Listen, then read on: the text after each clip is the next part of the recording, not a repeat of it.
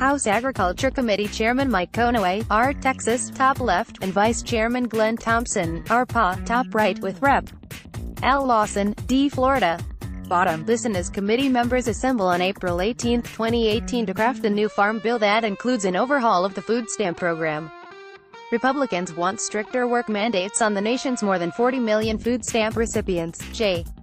Scott Applewhite, AP photo. As someone who works at a food pantry here in Chicago, I can say that the administration's plan to divert millions of dollars from the SNAP program, which helps feeds millions of poor people, is not only the height of lunacy in this country, it also reflects a disregard for poor people by Republicans proposing the legislation. People who are already hungry will soon be starving, in one of the richest nations in the world. The nominally Christian, right-wing legislators pushing this bill need to take the crosses off their lapels as they proudly oppress the poor, and remember that Jesus was born abjectly poor. He would be on the SNAP program today if he was born into the Trump Empire, rather than the Roman Empire. Edward David Joulard, Kennedy Park. Send letters to letters@suntimes.com. Please include your neighborhood or hometown and a phone number for verification purposes. Here's to the first, unofficial Mike Royko Day. It's hard to believe, but the great Mike Royko will have been dead 21 years today, April 29th. Most of us who have a little time on the planet, especially those in Chicago, would be hard-pressed to forget him.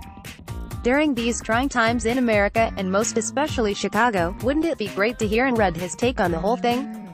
He had the rare distinction of having appeared in both of Chicago's major newspapers. Wouldn't it be great to forget the competition and acknowledge his contribution to Chicago and its readers?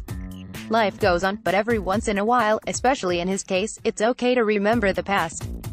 Commemorate Mike. Maybe Mayor Emanuel or somebody else in power could proclaim a Mike Royko Day.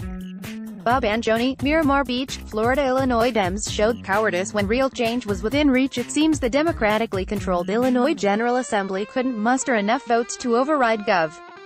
Bruce Rauner's veto of a bill that required increased licensing requirements and fees for gun dealers. The reason given was fear of payback in the November elections. Although I usually blame Republicans for standing in the way of sensible gun regulations, this failure to act just proves that political cowards come in all stripes. Ken Kramer, Glenn L. in mental illness isn't a gateway to murder. I cringe whenever I read articles like the recent editorial, Illinois can do more to keep guns from the mentally ill. Articles like that unfairly stigmatize mental illness. Mental illness should not be stigmatized as a gateway to murder. That kind of stigma leads to a dangerous syllogism: the murderer is mentally ill. You are mentally ill. Therefore, you are a murderer. It's not mental illness that pulls the trigger. It's moral illness. Marie Anderson, the Great.